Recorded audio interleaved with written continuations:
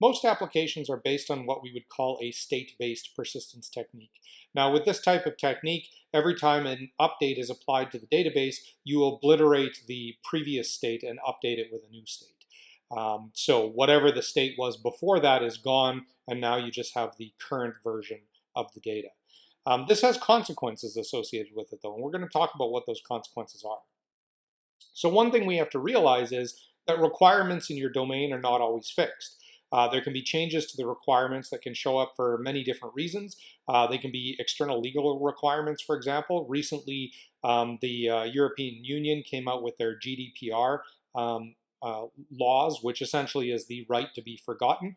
And that has forced a number of companies to change not only their privacy policies, but also in some cases how they store data.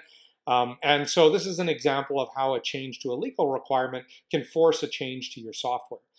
There could also be new business opportunities. So, you may have started out with your business going in a particular direction, but then over time you realize that the data that you're collecting could be valuable for other things as well. And so this gives you an opportunity to adapt your business and make money doing something else.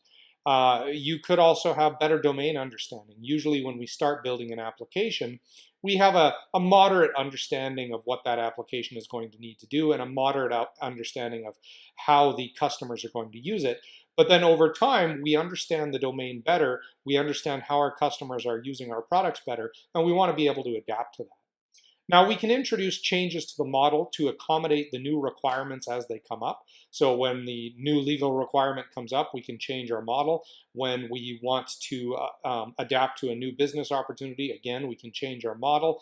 But the problem is, what if we want to capture changes that require us to look into past history? So let's take a look at an example of that. So here we have the reservation system in the Reactive Barbecue restaurant. And the reservation system captures a small amount of information. It includes a reservation ID, a customer ID. In this case, the customer ID is represented by a name. Obviously, that's a terrible way to represent a customer ID, but just for ease of reading, we're going to use that here. We've got a location ID. So you can see that one of the reservations is for Loghamville East and one of them is for Loghamville West, so different locations of our restaurants. You can see a date, time, and you see special instructions, whether they want a booth or they want to be near a window. So we capture all of that information in our system. Now, management wants to know how often a reservation is changed from one location to another. The reason that they want to know this is it could help them plan new locations. It may help with staffing. If they know how often reservations are moving, that might indicate something about the locations of our restaurants, for example. Maybe one location gets more reservations because it's more conveniently located or whatever the case may be. So they want to know how often reservations are being changed from one location to another. Now, this table doesn't capture that information. There's no way for us to capture that information in this table as it stands right now, assuming that each reservation ID in the table is unique. Now, granted, if we could have duplicate reservation IDs, then maybe we could capture that information, but assuming each reservation ID is unique, that information is unavailable. We could adapt the system to start recording this information in the future, so we could allow multiple entries for a reservation ID, and then we could potentially see that information. Although even if we did that, we wouldn't know which was the current version of the reservation, so we would still have to adapt it in some way in order to keep track of that information. That would allow us to get all that information in the future, but what if we want that information in the past? Again, management has come to us today and said, we want to know how often this happens. They don't want to know how often it happens from now until some point in the future. They want to know something like, how often did it happen in the past year, for example. Now, we can't give them that information. It's not available in this table. Another thing that comes up is we often need to correct mistakes in our code. We make a best effort to keep errors from creeping into our code, but it happens. None of us is perfect. We do our best, but none of us is perfect. Now, when these errors happen, they can result in incorrect state in our database. Somebody makes a change to the code. It results in changing the data in the database in a way that is incorrect or corrupt. And now you've got a bunch of garbage data in the database, essentially. Now, we can go back in and we can correct the error so that it doesn't happen anymore. This will fix any new state. But in the meantime, we've overwritten all our old state with garbage data. And we don't have any way to fix that.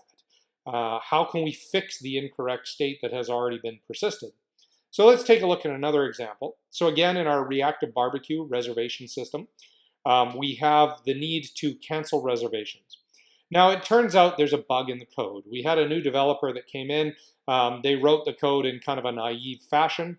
And what they did is, in certain cases, when someone moved a reservation to a different location, instead of actually moving it, it would cancel it. You can imagine the way that might happen is, rather than doing an update in place of the record, what they actually did was they deleted the old record and then added a new record instead. But because of a bug in the code, sometimes when we went to add that new record, it failed. It wasn't done in a transactional way, so it didn't get rolled back. And as a result, the previous record was deleted, the new record was not added. So we realized that this was a problem. We went in, we fixed the code. Now that's not going to be a problem anymore. But in the meantime, we've got a bunch of reservations that were deleted, and we no longer have any record of them. Which means we have no way to determine whose records were deleted and whose weren't. So we're going to get a bunch of customers coming in at certain periods of time saying, I have a reservation, and we have no way to prove whether they do or they don't. So that's a problem. And it's a problem that we need to fix. But it highlights the problem with keeping the current state. So keeping the current state captures where you are, not necessarily how you got there. And so both of the examples we gave are examples where we have captured where we are, not how we got there. This means that we can't retroactively apply new domain insight. We can apply new domain insight going forward. We can't go backwards and do it. You also can't fix bad state caused by issues in the code. If we introduce a bug that corrupts the state of the code, there's no real way to recover from that other than maybe restoring a backup from the database or something like that. But of course, if we restore a backup of the database, there's no guarantee that we have the most up-to-date copy. So, there's problems with that as well. So we can't fix bad state that's caused by issues in the code. And so this is the problem with state, and this is the problem that we're going to try to address with other techniques.